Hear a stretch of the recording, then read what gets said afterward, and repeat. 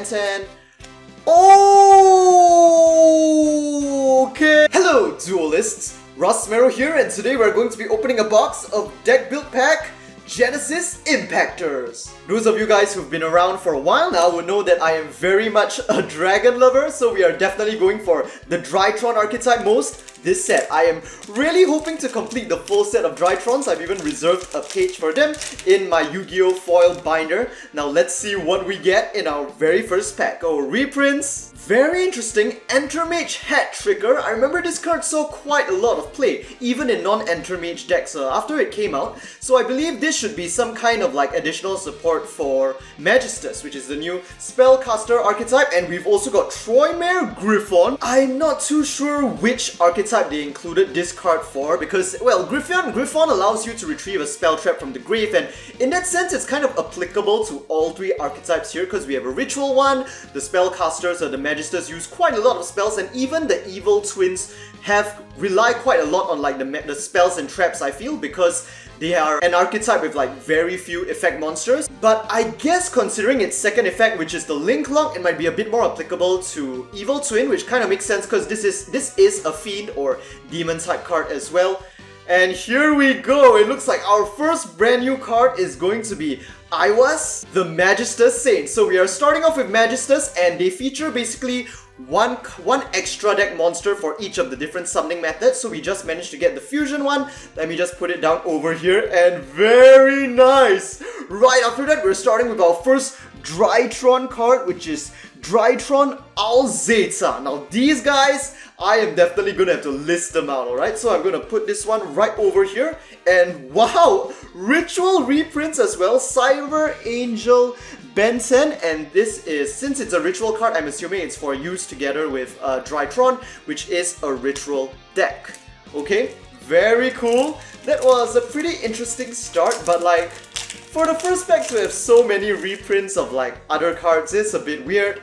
And next we are getting a Drytron spell, very cool.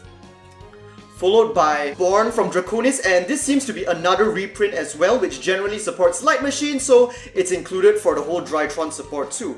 Here we have a Magistus spell, followed by Evil Twin Challenge and Evil Twin Trap card. And our very first foil, a super rare, is going to be the Drytron Ritual spell, Meteonis Drytron. This card name's second effect can only be activated once per turn. First effect, the Ritual Summon effect, tribute machine-type monsters from your hand or field such that their total combined attack power is equal to or greater than the ritual monster you intend to summon in order to ritual summon one ritual monster from your hand or grave. So what is really intense about this card, I feel, is that it does not specify that the ritual monster you summon has to be machine or has to be like a Drytron card. You can literally ritual summon anything. Anything, so long as your deck's like main engine is machine type monsters. And on the whole, I just really like the twist that this card puts on ritual summoning, like in the sense of using the combined attack power as a gauge instead of the levels. Second effect, while this card is in the grave, you can target one Drytron monster on your field. It loses 1000 attack until the end of your opponent's turn, but retrieve this card from the grave. Now that I really like for the super easy recycling in order to use it multiple times. You know what, sorry Magistus, after seeing this card I don't really care about the other archetypes anymore. I just really want to get my Drytron cards, especially the boss Meteonis Dra, or rather Meteonis Equal Draw. Like, that monster literally has an equal sign in its name. Like, how much more badass can you get than that? Okay, another better Torrential Tribute, cool. Very cool. Super Foolish Burial or Extra Foolish Burial. I can't remember how they translated it in English, but it's along those lines. And here's our next Drytron. Drytron Russ Beta. Oh, Russ. It represents me. Okay, just ignore me today. Oh. Another Iwas as our normal parallel rare. But anyway, Russ Beta, we can just put it next to our first Drytron over here, and we'll just leave the foil on the top right over there. Okay. Third? No, not third, right? Fourth pack? Again, I forget. Here, Emergency Cyber. Alright. This was a spell that supports Cyber Dragon and light machines that can't be normal summoned, which basically applies to all of the Drytron monsters, so very good. Oh, here's our first of the... Is this our... Yeah, this is our first Evil Twin card. Well, that is a monster at least, and we're starting off with Live Twin Lil-la. So, yes, Konami is riding on the current hype of VTubers, and this is actually a VTuber archetype, and what I really like about it especially is that these live twins, which are supposed to be the VTuber personas, they are properly cybers. Well, since they are like digital characters, right? Whereas their human forms, the evil twins, those are properly fiend type. Now that is really cool, and notice that live and evil are like the reverse of each other. It took a while for me to see that. Okay. Live Twin channel, so this is your literal YouTube channel in whatever world I don't know, maybe Yu-Gi-Oh! Monsters like to watch the VTubers too. Followed by Tris Magistus, this is an important Magistus spell if I remember correctly, and we are ending off with Estelle Drone, a card from the Xyz era if I remember correctly, which was, I believe it's some Xyz summoning support. So how is it relevant to the archetypes here? Maybe for use with Magistus. It is a spellcaster, and Magistus does have like, okay, Drytron spell, does have like an Xyz monster. Next up, another cool looking Drytron. Who is it this time? Drytron Ruta Delta. Man, this one is especially sick. Like, the Drytrons have so much personality. Like, they are all supposed to be machine dragons, but you can see this one over here kind of is like a bit like a cross with a Pegasus, with a bit like antelope horns. I don't know, I love them so much. Okay, so this guy is going down over here. And here we have Evil Twin, easy game. Very nice, love the name of that card. Cyber's Gadget, okay, looks like... Oh, and our next foil is another super rare, and it's gonna be the Link version of Lil-la, which we pulled just now. Evil Twin Lil-la. So to Link summon this card, you'll need 2 monsters including 1 Lil-la monster. This card name's first and second effects can only be activated once per turn. First effect, if this card is special summoned while you have a Ki-sikil monster on the field, you can target 1 card on the field and destroy. Note that this is if special summon, not if Link summon, so the possibilities are there. Second effect, if you have no Ki-sikil monster on your field during your opponent's turn, you can special summon 1 Ki-sikil monster from your grave. However, during this turn, you can only special summon fiend type monsters from the extra deck. So as you guys can see, Lil-la and Ki-sikil basically kind of like have parallel effects, where if they are special summoned while their sister is on the field, that triggers some powerful effect, and if you don't have the sister on the field, you basically have an easy effect which special summons the sister, which then triggers that sister's if special summon effect. So that is a really epic combo right there. Lil-la we are gonna put on top over here because I'm sorry, you're not a Drytron. This space is reserved for Drytrons. Okay, next pack. You know what? It would honestly be pretty cool if we pull like another super rare and it's the other Evil Twin Ki-sikil, because it'll be pretty cool to have them as a pair. I quite like that. In fact, I put them together in my binder, man. Okay, so here we've got Live Twin Ki-sikil, finally, followed by Troymere Griffon as our normal parallel rare. Yeah, I'm just gonna speed up a bit. I think I've talked a bit too much in this opening already. Okay, alright!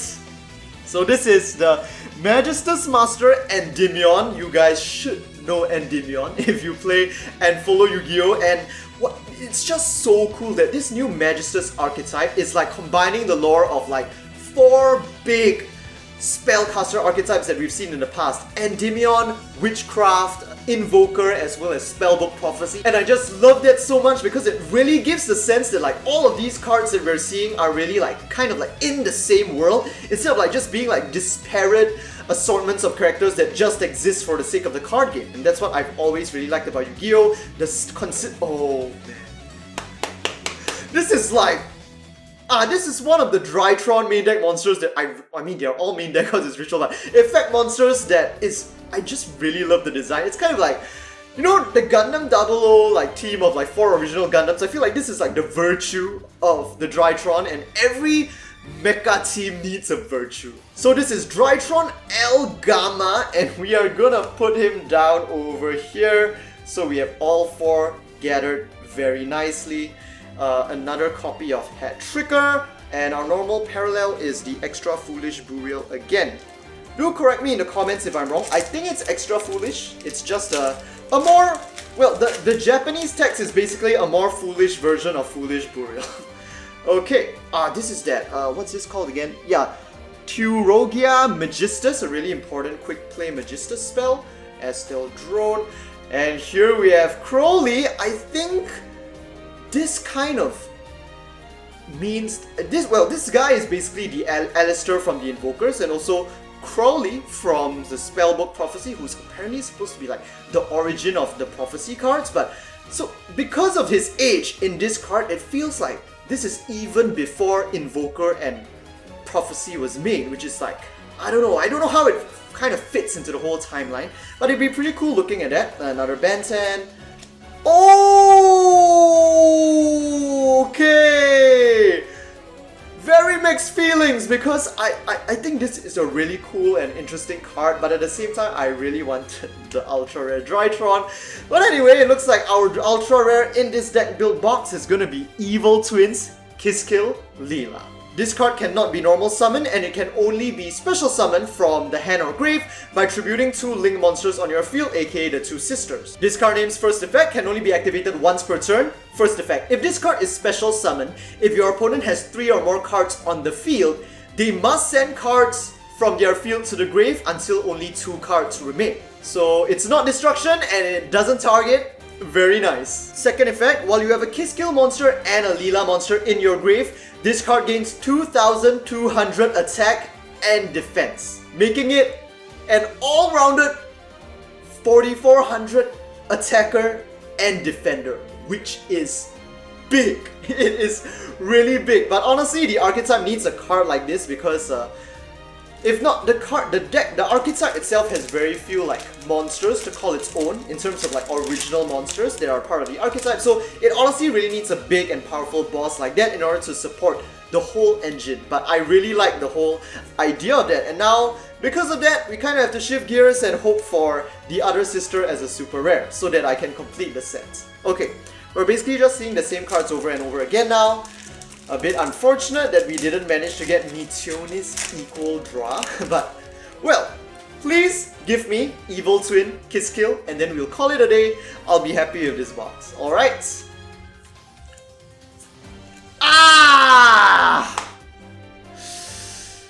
So we are getting a really mixed set of pulls.